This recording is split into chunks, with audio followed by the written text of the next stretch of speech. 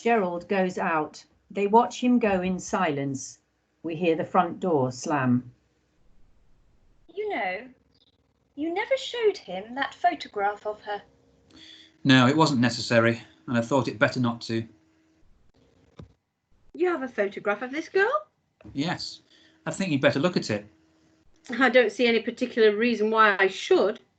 Probably not, but you'd better look at it. Very well. He produces the photograph and she looks hard at it. Taking back the photograph. You recognise her? No, why should I? Of course, you might have changed lately, but I can't believe she could have changed so much. I don't understand you, Inspector. You mean you don't choose to do, Mrs. Birling? I meant what I said. You're not telling me the truth. I beg your pardon. Now, look here, I'm not going to have this, Inspector. You'll apologise at once. Apologise for what? Doing my duty? No, for being so offensive about it. I'm a public man. Public men, Mr. Birling, have responsibilities as well as privileges. Possibly, but you weren't asked to come here to talk to me about my responsibilities. Let's hope not, though I'm beginning to wonder. Does that mean anything, Sheila? It means that we've no excuse now for putting on airs, and that if we've any sense, we won't try. Father threw this girl out because she asked for decent wages. I went and pushed her father out, right into the street, just because I was angry and she was pretty. Gerald set her up as his mistress and then dropped her when it suited him. And now you're pretending you don't recognise her from that photograph. I admit I don't know why you should, but I know jolly well you did in fact recognise her from the way you looked. And if you're not telling the truth, why should the inspector apologise? And can't you see, both of you, you're making it worse? She turns away. We hear the front door slam again. That was the door again. Gerald must have come back. Unless your son has just gone out. I'll see. He goes out quickly. Inspector turns to Mrs. Birling. Mrs. Birling, you're a member, a prominent member, of the Bromley Women's Charity Organisation, aren't you? Mrs. Birling does not reply. Go on, Mother. You might as well admit it. Yes, she is. Why? It's an organisation to which women in distress can appeal for help in various forms. Isn't that so? Yes, we've done a great deal of useful work in helping deserving cases. There was a meeting of the interviewing committee 2 weeks ago. I dare say there was. You know very well there was, Mrs. Birling. You were in the chair. And if I was, what business is it of yours? Do you want me to tell you in plain words? Enter Birling, looking rather agitated. That must have been Eric. Have you been up to his room? Yes, and I called out on both landings. It must have been Eric we heard go out then. Silly boy. Where could he have gone to? Oh, I can't imagine, but he was in one of his excitable, queer moods. And even though we don't need him here... We do need him here. And if he's not back soon, I shall have to go and find him. Birling and Mrs. Birling exchange bewildered and rather frightened glances. He's probably just gone to cool off. He'll be back soon. I hope so. And why should you hope so? I'll explain why when you've answered my questions, Mrs. Birling. Is there any reason why my wife should answer questions from you, Inspector? Yes, a very good reason. You'll remember that Mr. Croft told us, quite truthfully I believe, that he hadn't spoken to or seen Eva Smith since last September, that Mrs. Birling spoke to and saw her only 2 weeks ago. Mother! Is this true? Yes, quite true. She appealed to your organisation for help? Yes. Not as Eva Smith? No, nor as Daisy Renton. As what then? First she called herself Mrs. Birling. Mrs. Birling? Yes, I think it was simply a piece of gross impertinence, quite deliberate, and naturally that was one of the things that prejudiced me against her case. Oh, I should think so. Damned impudence. You admit being prejudiced against her case? Yes. Mother, she's just died a horrible death. Don't forget. I'm very sorry, but I think she only had herself to blame. Was it owing to your influence as the most prominent member of the committee that help was refused the girl? Possibly. Was it or was it not your influence? Yes, it was. I didn't like her manner. She'd impertinently made use of our name, though she pretended afterwards it just happened to be the first she'd thought of. She had to admit after I began questioning her that she had no claim to the name, that she wasn't married, and that the story she told at first about her husband who deserted her was quite false. It didn't take me long to get the truth, or some of the truth, out of her. Why did she want help? You know very well why she wanted help. No, I don't.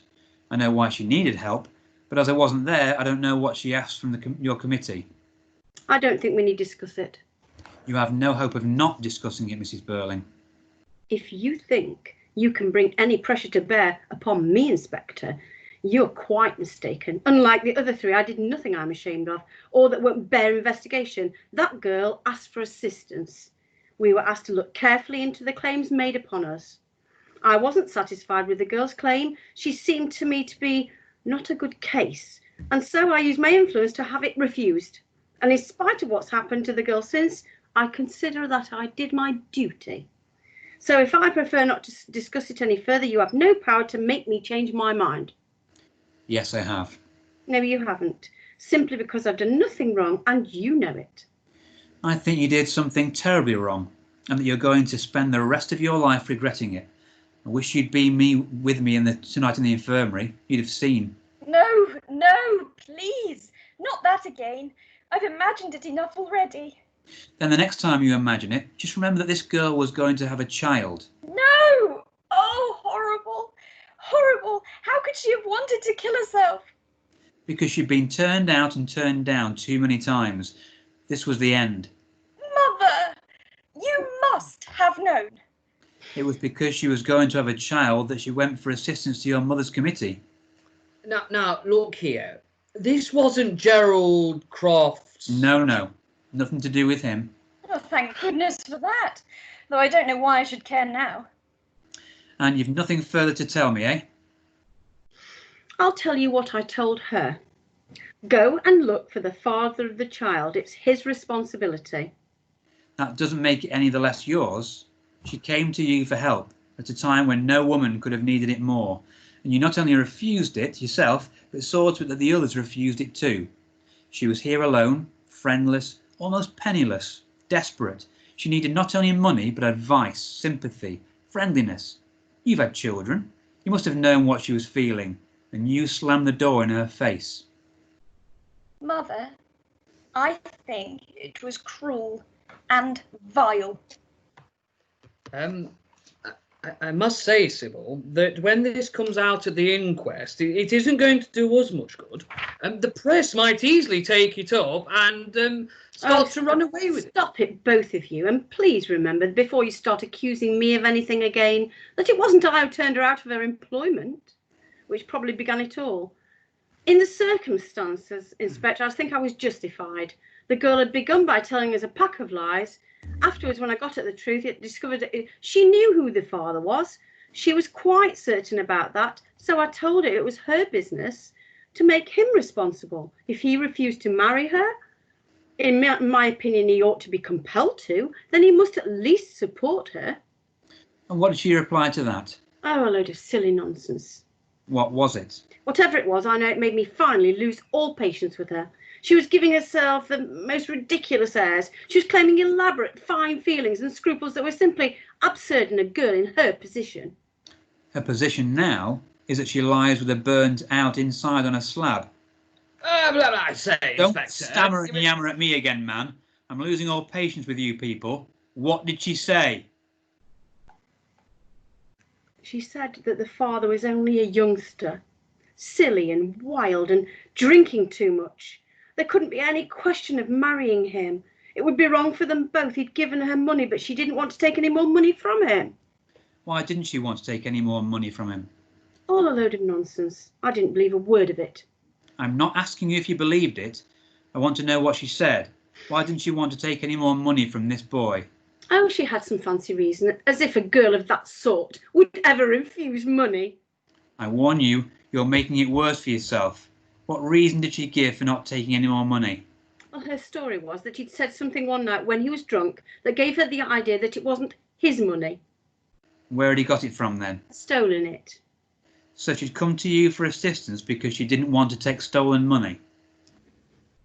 That's a story she finally told after I'd refused to believe her original story that she was a married woman and been deserted by her husband. I didn't see any reason to believe that one story should be any truer than the other. Therefore, you're quite wrong to suppose I shall regret what I did. But if her story was true, if this boy had been giving her stolen money, then she came to you for help because she wanted to keep this youngster out of any more trouble. Isn't that so? Possibly, but it just seemed ridiculous to me, so I was perfectly justified in advising my committee not to allow her any claim for assistance. You're not even sorry now when you know what happened to the girl? I'm sorry she should have come to such a horrible end, but I accept no blame for it at all. Who is to blame, then? Well, first the girl herself. For letting father and me have her chucked out of her jobs.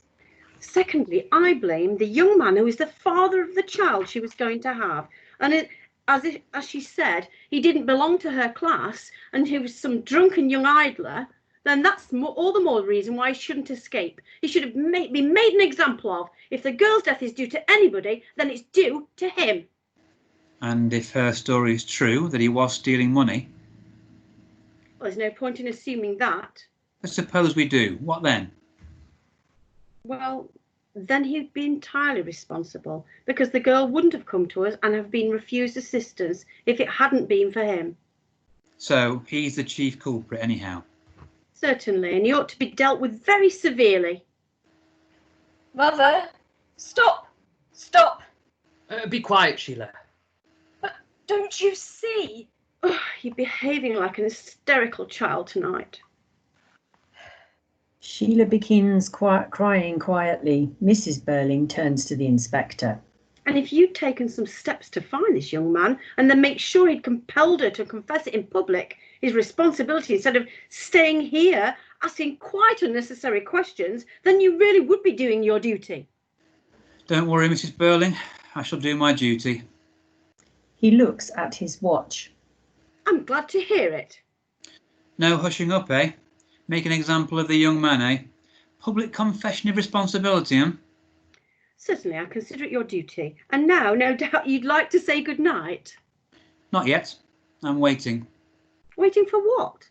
To do my duty. Now, Mother, don't you see? But surely, I mean, it's ridiculous. She stops and exchanges a frightened glance with her husband. Look, Inspector, you're not trying to tell us that my boy is mixed up in this? If he is, then we know what to do, don't we? Mrs. Birling has just told us. My God, but look here.